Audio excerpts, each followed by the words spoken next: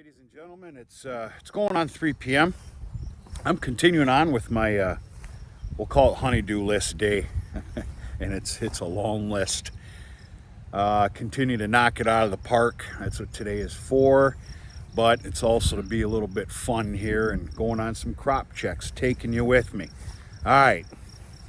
There's no standing ovation here, but I'm going to tell you something right now. This pathetic crop of sorghum that was put in 27 days ago is night and day from what it was just 72 hours ago. This is barely fair to be sitting here at the Three Corners showing you this. This is about the worst area here. There's some pretty fantastic spots here, but this is going to give you kind of the picture of what we're looking at here. It ain't good, but one hell of a different story versus 72 hours ago, and we're just going to see what happens. I'll be completely honest with you. It was about a week ago. A week ago I contemplated, you know, we're all allowed to think out loud sometimes. I contemplated working that son of a gun up again, discounting it. I mean, it was ugly, and you know, putting in like a big healthy crop of peas and oats or something. But you know, we're gonna give it some time. We're gonna give it some hope.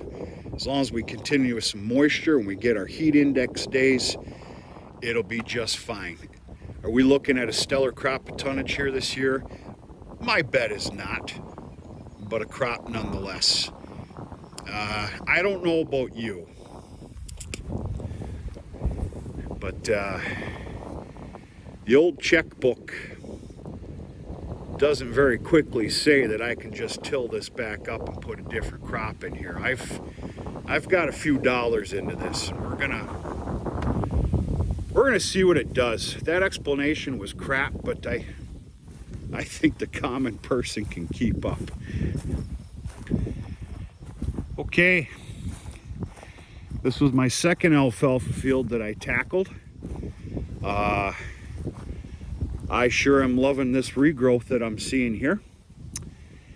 A little bit bare up here, but I'm telling you, it's that shot of rain we got. That and those heat days. Very happy with what I'm seeing here. And being it's the time of the year that it is, not that we're super early, we're not. I failed you on a wrapping video again, didn't I? I know I did. I don't even know if I showed you guys this. I made 94 bales off this field. One bale wasn't merited to go in the wrapper. So there's 93 wrap bales here. It's a fantastic sight to see. At the rate we're going, if Mother Nature gives us a little help, we could possibly see a hefty third crop, but I'm not going to start talking like that just yet. Okay, if you never mind this little grassy patch that you're seeing here, won't be long, this is going to be called the grassy alfalfa field. Won't be long. This has exploded. It took in those hot heat pure sun days after a cutting, baling and wrapping, and then mixed in with the moisture that we received, the little moisture, but moisture nonetheless.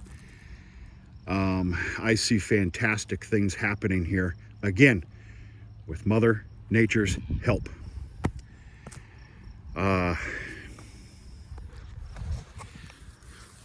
I'm not too sure what I'm going to do with these next alfalfa crops here. I had it on my, I'm going to call it my 2023 crop report regiment, whatever you want to call it. I had it in mind to dry round bale and some squares the next alfalfa crops here, both these fields. We're going to see what happens. We're going to see how the weather plays out. We're going to see how the rest of first crop goes here with, you know, my common hay ground. See what the bale count is. Make a decision as time goes. We'll see. What I'm trying to say is thinking about going after, you know, another round of wraps. No pun intended, is very possible. That's it. Nice little look-see here. This field was tough. If it looks like crap, that's because it kind of is. It wasn't for the lack of trying and multiple extra runs of disking and everything else. This field was tough. But we should get a crop out of it. And I can assure you this is going to get a pile of manure spread on it. I've got a pretty hefty fall manure program, being I laxed a little bit in my spring manure program here. If you were to make me guess, I've got at least 50 loads. 50 loads that need to come out of the cow lots, cow yards, and a couple of shelters. Those are going to be brought out here. Naturally, all the winter barn cleaner manure, and then of course spring manure of next year is going to get just flooded out here, because this is the only workable property I have right now.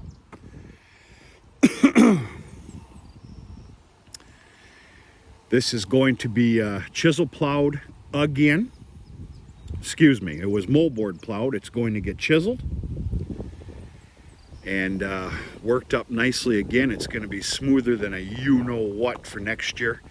And corn is going in here next year, period. Period. I'm a little sick to my guts that there's nothing going in the silos this year. Some of you may say, well, put some sorghum in there. No, I don't choose to. Silos are going to stay empty this year again.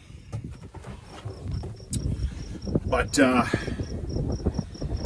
corn silage must go in them next year to keep those silos alive. You know, the unloaders, everything else. Will that chunk of property fill the silos? No. No, it won't. But I'm going to assure you this much. Both silos will get some corn silage in them so that they can run. And we'll go from there.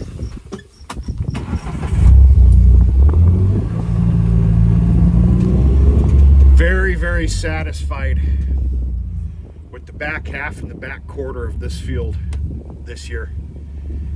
There was imminent deer damage back there, but the growth was very nice.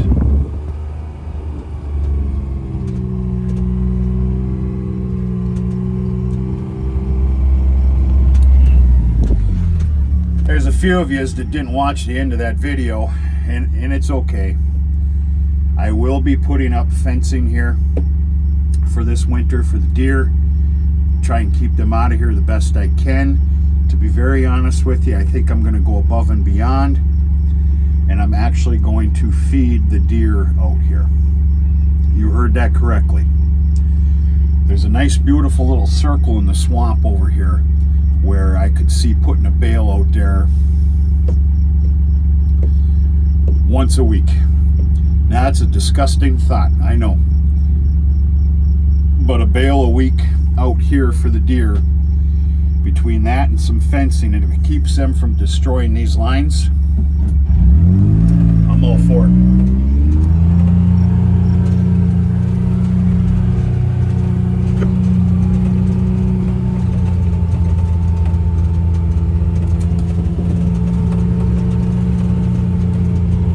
I do not have the resources to haul all those bales away to the farm and wrap them at the farm.